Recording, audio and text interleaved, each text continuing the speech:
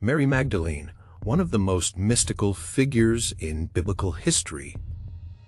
This is the woman who witnessed the life and death of Jesus, and to whom Jesus revealed a special kind of secret knowledge that later reached us through the Gospel of Mary.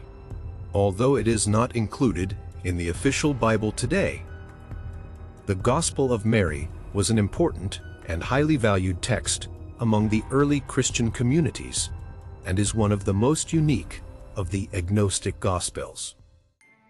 The exact date of its writing is unknown, but according to some sources, it dates back to the 2nd century AD.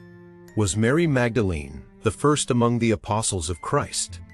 Today, we're going to look at a rather different perspective on Mary herself and let everyone take what they will from this new episode of Lost Scriptures.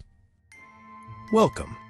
In the past few decades, the Gospel of Mary has grown into popularity, mainly because of Dan Brown's bestseller, The Da Vinci Code.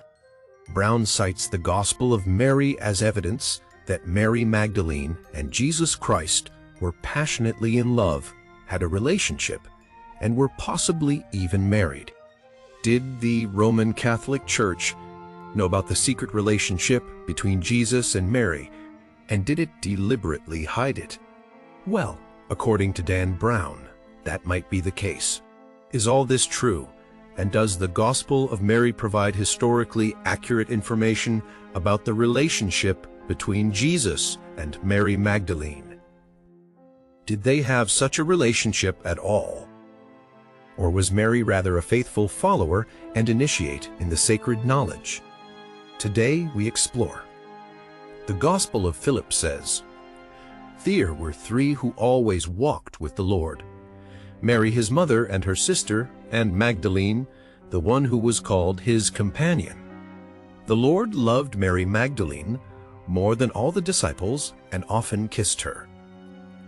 The rest of the disciples, seeing that he loved Mary, said to him, 'Why do you love her more than all of us?' The Savior answered and said to them, 'What don't I love you like her?'" Who was really Mary Magdalene? What we know about her comes more from the later Christian tradition than from the Bible itself. For example, there's no evidence in the New Testament that Mary Magdalene was a harlot. On the contrary, Luke 7, verses 36-50 tells of a woman who was a sinner and who anointed Jesus' feet with a precious ointment. She is an important figure in Christianity, as she is among the first to see the empty tomb and the resurrected Jesus in all 4 Gospels. Only later Christian tradition conflates Mary Magdalene with this woman described by Luke, possibly to diminish Mary's importance. The Gospel is written from the perspective of Mary Magdalene, but is not believed to have been written by her, as writing style, grammatical syntax, and theology suggests it dates no earlier than the 2nd century AD, long after Mary's time. The manuscript itself is a 5th century Coptic Egyptian version of what was almost certainly an earlier Greek or even Syrian text. According to some hypothesis, it could be ancient Bulgarian. The Gospel is the only canonical or non-canonical Gospel attributed to a woman. Mary Magdalene is known as Jesus' favorite disciple and had many followers, especially among Christians in the 2nd century. The Gospel of Mary claims that Mary Magdalene had visions and conversations with Jesus that were not shared with any other disciple. Jesus revealed to Mary a special kind of knowledge because she was considered worthy of this unique gnosis. The Gospel of Mary comprises 4 concise dialogues that offer compelling insights into the teachings of Jesus, the apostleship, and Mary Magdalene's notable eminence among the disciples. As a typical agnostic text from the 2nd century, it contains considerable agnostic theology and cosmology. It can be seen as an apocalypse, from the Greek word meaning unveiling, usually referring to secret knowledge. But it also contains a unique insight into the metaphysics upon which Jesus based his teachings. It is a foundational text for all seekers of divine wisdom. The Gospel can be divided into two parts. The first part describes a dialogue between the resurrected Jesus and the disciples, in which Jesus answers questions about matter and sin, giving last teachings and instructions to them. Peter said to him, "Since you have explained everything to us, tell us this also, what is the sin of the world?" The Savior said, "Fear is no sin, but it is you who make sin when you do the things that are like the nature of adultery." This teaching tells us that there is no universal sin, and sin only occurs when we act in accordance with that nature.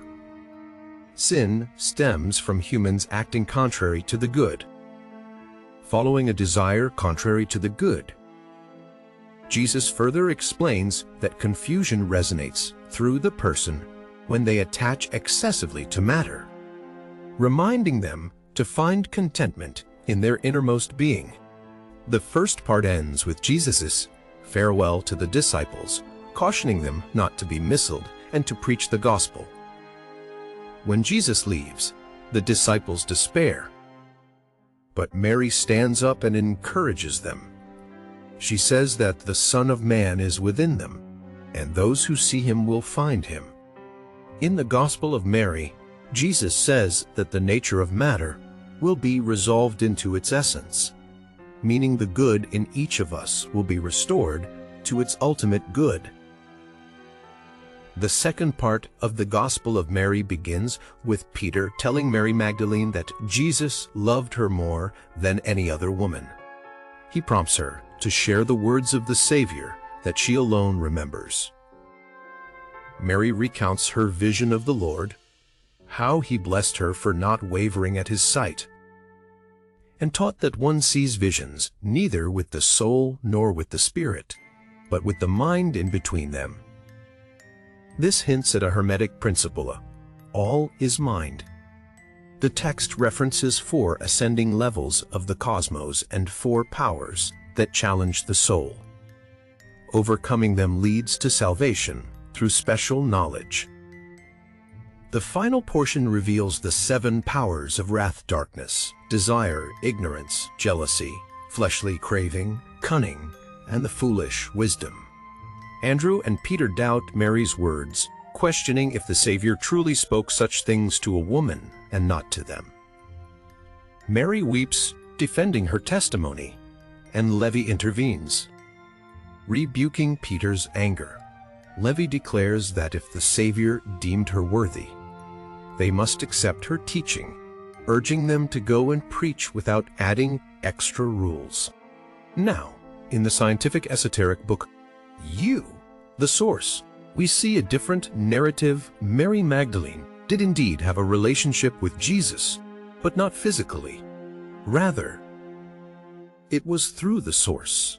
This perspective claims Mary had a husband and children, yet also bore a spiritual child named Julia, conceived by faith in both Jesus and the Source. According to that text, Mary was a disciple of Jesus who learned the art of creation through perfect faith. Despite illness and advanced age, she manifested a pregnancy as proof of spiritual might. This story connects with the instructions in the Gospel of Mary about the mind's power and the universal impulse of creation. 4 months I prayed, Mary states in this account, feeling my desire become a bowl of light. I sent a glowing spark of faith into its center until it manifested life within me. The teaching is that each person can replicate this creation method by uniting with the Source, forming reality from a union of faith and emptiness. This mystical Grail-like concept underscores that we must surrender to and accept the body while transcending it, enabling creation to flow. If combined with the gospel of Mary's instructions, it becomes a practical sacrament to unleash one's divine potential. Everyone can achieve what Mary did. Returning to the question of whether the Gospel of Mary Magdalene is historically accurate about Jesus and Mary's relationship, we may never have proof. But it uniquely portrays Mary's status in early Christian groups, revered for her special teachings.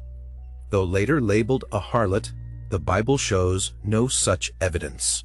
The text was once prized among Christians, yet was eventually excluded and even denounced as heretical. Nonetheless, Mary Magdalene remains an inspiring figure, signifying faith, love, and perseverance. Her experiences urge us to explore deeper truths about ourselves and our Creator. Ultimately, each of us chooses how to interpret these writings. By reconciling opposing viewpoints, we glimpse a fuller message.